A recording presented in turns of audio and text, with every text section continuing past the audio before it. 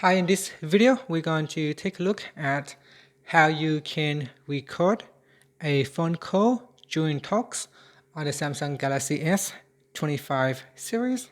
So here I will give myself a call, and you can see that during a phone call, when you want to record a phone call, all you have to do is press on this button right here, the recording button.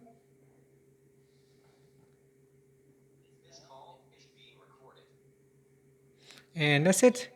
Now when you start to have a conversation through the phone app, your application is now recording. You can see here it shows recording. And that is how you can record a phone call during talks on the Galaxy S25 series.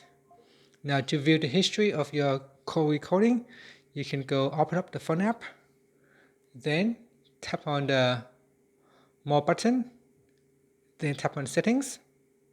Next, go down and tap on Record Calls. In here, you can view all your call recordings. So recorded calls, and here are 2 recorded calls that you can replay.